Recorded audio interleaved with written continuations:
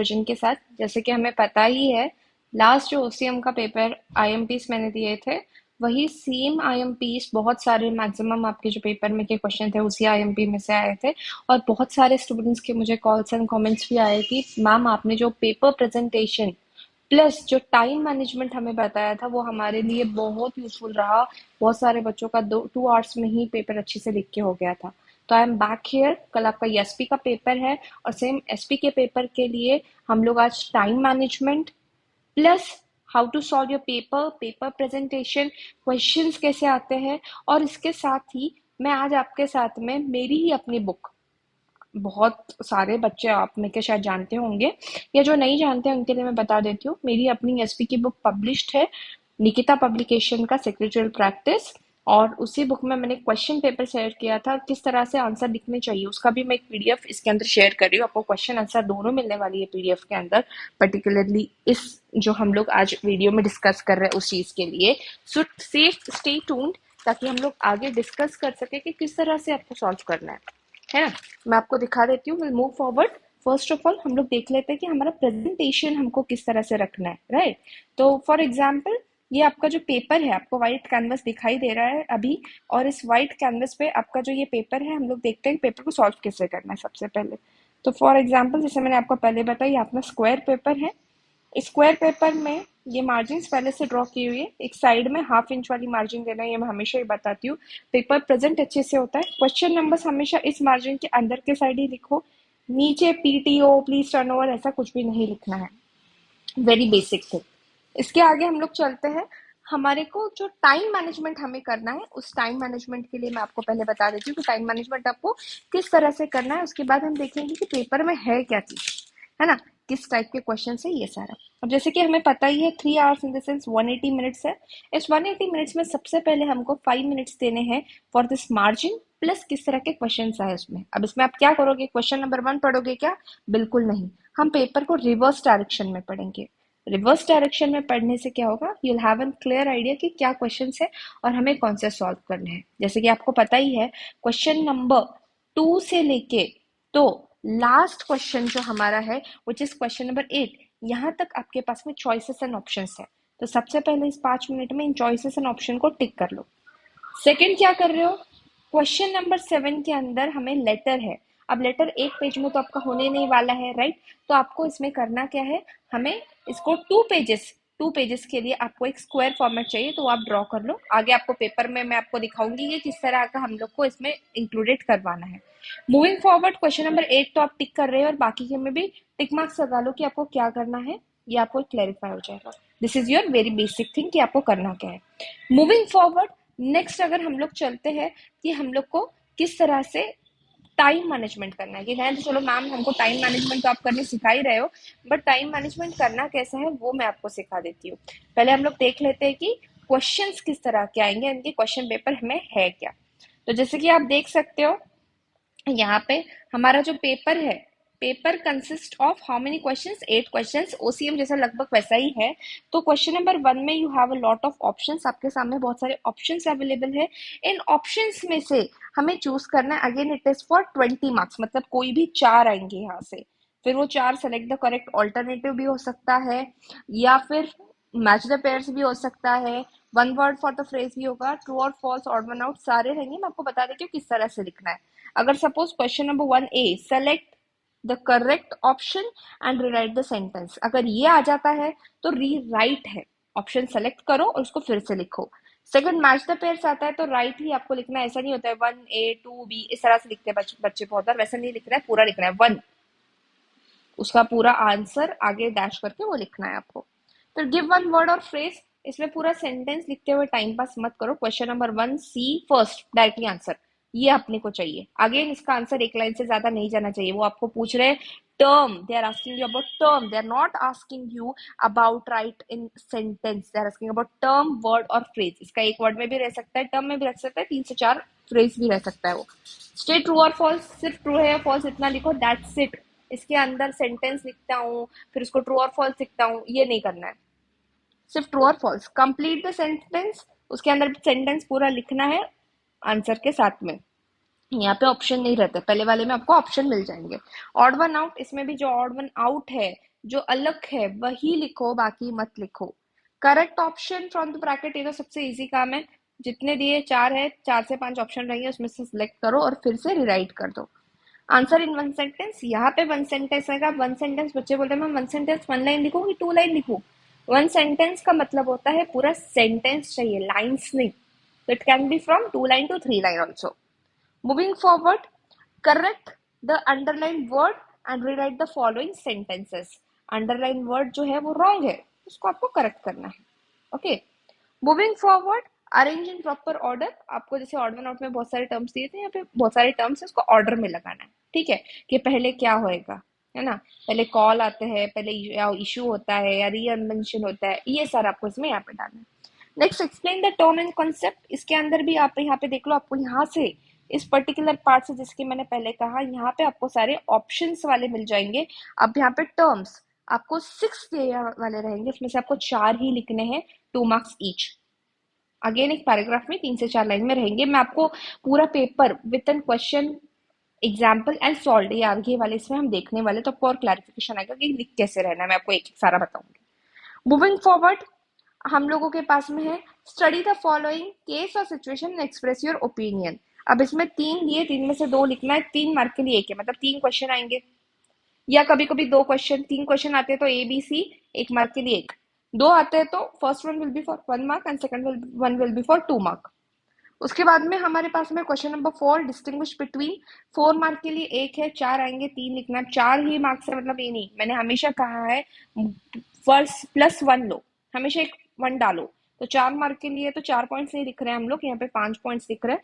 कैसे लिखना है मैं आपको फॉर्मेट आगे बता ही रही हूँ। मूविंग फॉरवर्ड, आगे चले जाते हैं। हमारा answer in brief, again 4 marks वाला क्वेश्चन है। 3 आएंगे, 3 में से 2 लिखने हैं, 5 पॉइंट लिखो, that's it, cut to the point. Explain the features of shares, 1 2 3 4 5 features directly लिख दो और एक्सप्लेन कर डालो, बस हो गया। इंट्रोडक्शन, मीनिंग, डेफिनेशन, ये सारे यहाँ नहीं लिखना है। Moving forward, justification. जस्टिफिकेशन में भी 4 क्वेश्चन आएंगे, कोई 2 ही लिखना है। 4 मार्क है, 5 पॉइंट लिखो, बस खत्म करो। देन अटेम्प्ट द फॉलोइंग, अब ये लेटर वाला क्वेश्चन है। सिंपली यहाँ पे 3 लेटर आएंगे, 2 लिखना है। अब इसमें एक ट्रिक आप कर सकते हो। क्वेश्चन नंबर 7 के अंदर हमारे पास चैप्टर्स नंबर जो है 6 7 8, इन तीनों चैप्टर में से एक एक लेटर आएगा। तो इसमें आप एक स्मार्ट काम कर सकते हैं, ऑल इन अगर हम मिलाए तो 15 लेटर्स है तुम्हारे पास में। तो कोई भी एक चैप्टर स्किप कर दो, 2 चैप्टर में से परफेक्ट कर लो और आ जाओ, दैट्स इट। पर मेरी एडवाइस ये होती है हमेशा कि स्किप कुछ ना करो, उसमें से सारे 15 लेटर से कर लो रिटर्न प्रैक्टिस, और सारे लेटर सेम ही होते हैं, सिर्फ वर्डिंग चेंज होते हैं। शेयर की जगह डिबेंचर आ गया, और अगेन शेयर की जगह डिबेंचर्स आ गए। इक्विटीज है ना, यहाँ पे डिविडेंड की जगह इंटरेस्ट आ गया। ये टर्मिनोलॉजीज चेंज करने होते हैं। Share holder, debenture holder, depth है, एक इक्विटी है, वो चेंजेस आपको देखने को मिलेंगे। बाकी वर्डिंग सेम होती है, एक एक्सप्लेनेशन है वो। It's very short thing to do. Then last is your long question. यहाँ पे अपने को खेलना है भाई, अगर आपको याद ना हो तो वापस याद दिला दूं। ओसीएम का जो मैंने आईएमपी के लिए क्वेश्चन नंबर 8 वाला जो आईएमपी मैंने डाला था वीडियो, उसी में का आपका 8 मार्क का क्वेश्चन वहीं से आया था। अगर आपने मेरा वीडियो देखा होता या देखा है तो आई एम श्योर कि आपको 8 मार्क तो आपको मिल ही गए होंगे, क्योंकि कैसा लिखना है, क्या लिखना है, ये सारा हमने क्लैरिफाई किया ही था, राइट। सो होप सो आने वाले मैं ये वीडियो के बाद में एक और आईएमपी वाला वीडियो डालने वाली हूँ। It will be all IMP, पूरा आईएसपी का जितना आईएमपी है वो वीडियो आपको 4 बजे तक मिल जाएगा।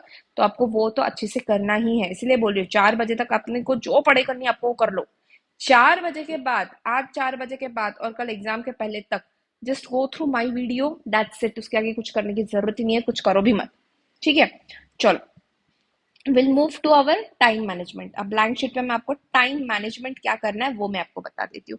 सबसे पहले हमारा जो क्वेश्चन नंबर 1 है, 20 मार्क्स, 1 मार्कर से उसको 20 के लिए हम लोग ट्रीट करेंगे, 20 मिनट्स ही उसको देना है टाइम।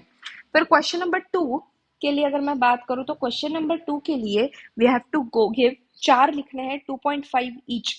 तो इसको हम लोग दे देते हैं 10 मिनट्स यहाँ पे। फिर क्वेश्चन नंबर 3 के लिए अगर मैं बात करती हूँ तो क्वेश्चन नंबर 3 यहाँ पे हम लोग को 3 लिखने हैं, 4 मार्क का एक है, 5 मिनट में देती हूँ एक को, तो total is 15। Then question number 4 यहाँ पे 5 आप मिनट देंगे, सेम 4 मार्कर्स है इसलिए, तो it will be 10 minute. Then question number 5 के लिए भी सेम ही है, यहाँ पे दो लिखने हैं, 4 मार्क का एक है तो 10 मिनट्स देंगे। मूविंग ऑन, क्वेश्चन नंबर 6 के लिए हम लोग अगर प्लॉट करते हैं तो question number 6 is again 5 Marcus, right. वहां पे भी हम इसको मूविंग फॉरवर्ड चले जाते हैं हम लोग। क्वेश्चन नंबर के लिए भी वहां पे भी we have to write only 2, तो will give here again same 10 minutes वहां पे दे देते हैं। आगे चले जाते हैं, लेटर्स है भाई। लेटर्स तो मैडम 5 मार्क के, आप ऐसे कैसे कह सकते हो, टेबल भी ड्रॉ करना है, सारा ही करना है। बिल्कुल मैं मानती हूँ इसको, इसलिए I am giving here 7 minutes each. 7 minute यहाँ मैं दे रही हूँ हर इसको, तो हम लोग यहाँ पे ले लेते हैं again 14 and then last is 30। अब टोटल हम लोग इसको कर लेते हैं अच्छे से कि टोटल क्या आ गया। भाई मैडम आपने ये तो कह दिया इसको इतना दे दो, इसको उतना दे दो। अब यहाँ पे हम लोग, मैं आपको टोटल बता देती हूँ, तो इट इज 20 + 10, यस। फिर मूविंग फॉरवर्ड हम लोग आ जाते हैं, आगे थोड़ा सा चलते हैं। यहाँ पे 3 मार्क्स का एक केस स्टडी का वो वाला क्वेश्चन अपना रह गया था, वहां पे we will give it 8 marks. Question number 3 यहाँ पे मैं एक छोटा सा कनेक्ट करती हूँ, इधर this will be for 8 marks, 15 यहाँ पे आएगा और 10 10, दैट्स इट। तो हम लोग अगर इसको पूरा सम अप हम कर देते हैं तो इट विल बी 117 मिनट्स। कितना हो गया यहाँ पे, अगर मैं इसको सम अप कर देती हूँ तो टोटल हमारा हो जाता है यहाँ पे 117, 117 आ गया। अब इस 117 में मैं आपको थोड़ा सा ग्रेस दे देती हूँ 3 मिनट्स का, तो 120 + 5 मिनट्स हम लोग ने, मैंने आपको स्टार्ट में बताया था हमको किस चीज के लिए चाहिए, दैट इज 125, राइट। अब स्पेयर टाइम आपके पास में जो बच जाता है माइनस कर लो, 55 मिनट्स आएगा 180 में से, तो that is your spare time. यहाँ पे इस टाइम में आपको आपके रहे हुए एक्स्ट्रास, जैसे मैंने हमेशा बताया, जिस क्वेश्चन के लिए जितना टाइम अलॉट किया है उतना ही टाइम में इसको सॉल्व करो।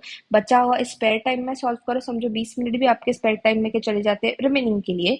30 minutes you can easily attempt the extra question. अब एक्स्ट्रा में सबसे पहले लेटर अटेम्प्ट करो, उसके बाद में लॉन्ग क्वेश्चन कभी एक्स्ट्रा में अटेम्प्ट मत करो, टाइम पूरा चला जाता है, खाता है टाइम। उसके अलावा बाकी के जो है, right, explain terminology question number 2 से लेके वो सारे एक्सप्लेन करो। आई एम श्योर आपका पेपर एग्जैक्ट टाइम में एंड अप होगा। मूविंग फॉरवर्ड, जैसे कि मैंने आपको बताया था, विल डिस्कस कौन से चैप्टर्स इंपॉर्टेंट है या कौन से क्रोनोलॉजिकल ऑर्डर में आपको उस चैप्टर को वेटेज देना है। तो यहाँ पे एचएसपी में क्या होता है कि बंचेस में रहते हैं, तो हम लोग यहाँ पे अगर देखेंगे हमारे पास में chapter 1 and 2 which is for 17 marks, 3 4 5 together 24 marks, 6 7 8 13 marks. अब 6 7 8 तो पता ही है, ये लेटर्स है, इसको हम साइड में पहले लेटर्स कर लो।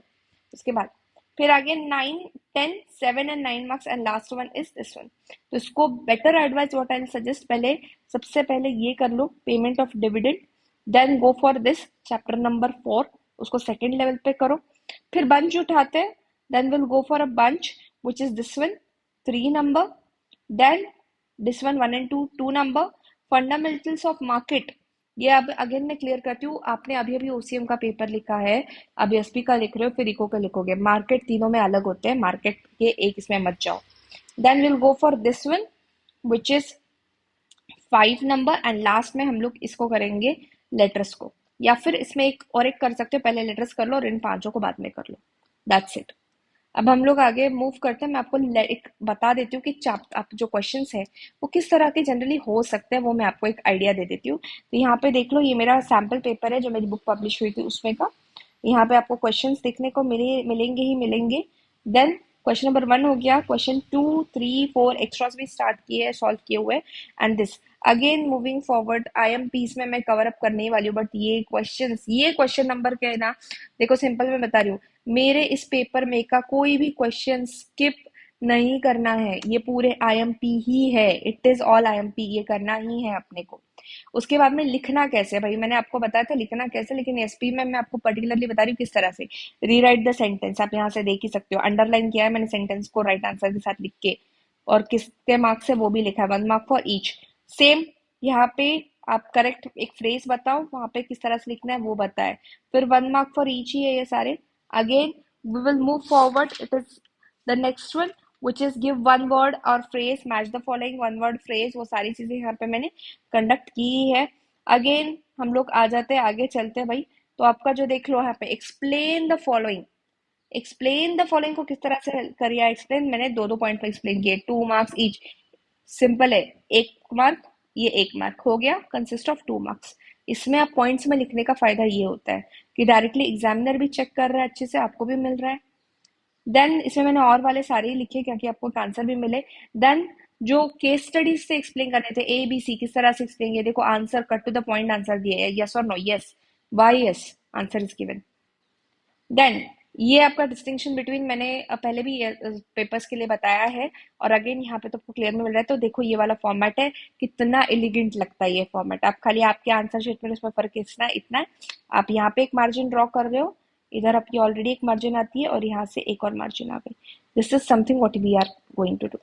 ये आपका पेपर इस तरह से लगेगा, देखो कितना क्लीन एंड नीट लुक उभर के आता है। देखो ये सारा मैंने एक्सप्लेन कर रखा है यहाँ पे, you can just see. 5-5 points दिए हैं अच्छी से, कहीं कहीं पे मैंने 6 से 7-7 पॉइंट्स भी दिए हैं। अगेन यहाँ पे हम लोग देख लेते हैं next which is the brief one. एक पॉइंट के लिए 1 मार्क कंसिडर होता है, मैंने 5-5 पॉइंट्स लिखे हैं because again I believe in +1। Moving forward आप आ जाते हो जस्टिफिकेशन में। देखो जस्टिफिकेशन में जहाँ 4 से 5 पॉइंट हर इसमें दिए रखे हैं, किस तरह से लिखा है आप देख सकते हो। जस्टिफिकेशन अंडरलाइन कॉल एक 2 डॉट से दिए और 1 2 3 4 5 पूरे पॉइंट्स। लेटर भी आप देख सकते हो। देखो लेटर के लिए आप बहुत बार बच्चे पूछते हैं मैम जगह नहीं बचती, जगह बचती है, क्यों नहीं बचती है, ऐसे बोलो ही मत।